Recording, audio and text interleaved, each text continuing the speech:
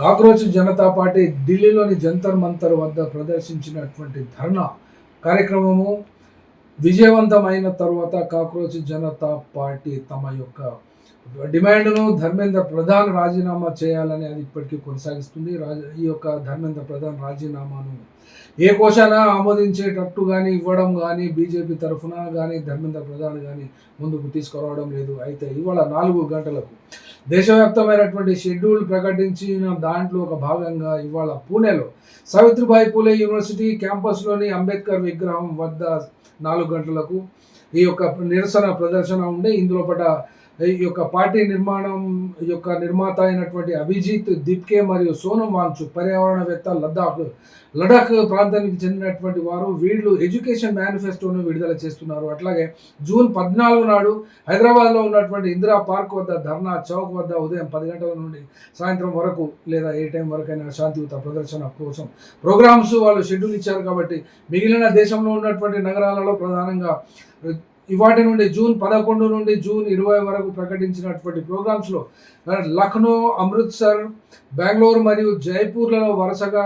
ధర్నాలు చేపట్టనున్నట్టుగా ఈ యొక్క జెన్ జెడ్ నాయకత్వం వహిస్తున్నట్లుగా చెప్పుకునేటువంటి కాక్రోచ్ జనతా పార్టీ యొక్క షెడ్యూల్ వాళ్ళ యొక్క సోషల్ మాధ్యమాలలో వాళ్ళ యొక్క ప్లాట్ఫామ్స్లో ఇది విడుదల చేశారు. అయితే ఇక్కడ ఉన్నటువంటి సుమారు భారతదేశంలో జనరేషన్ జెడ్ అనబడేటువంటి వాళ్ళ సంఖ్య ఎంత ఉన్నది కనుక చూసినట్లయితే ఆ సంఖ్య 37,70,00,000.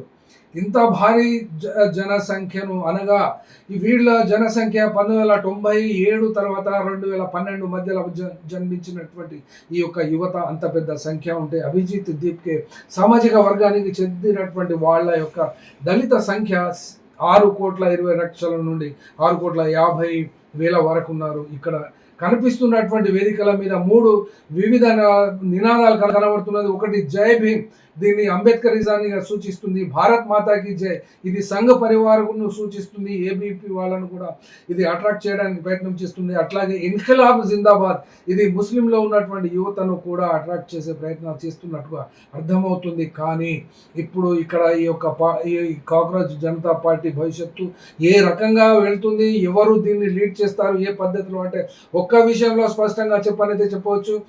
కాక్రోచ్ జనతా పార్టీ ఇచ్చినటువంటి నినాదాల ఆధారంగానే ఇండియా కూటమి ఆ యొక్క ధర్మేంద్ర ప్రధాన్ రాజీనామా చేయాలని చెప్పినటువంటి విషయం ఇక్కడ ఖచ్చితంగా చెప్పుకోవాల్సిందే. ఆ యొక్క ఘనత కూడా కాక్రోచ్ జనతా పార్టీకే లభిస్తుంది.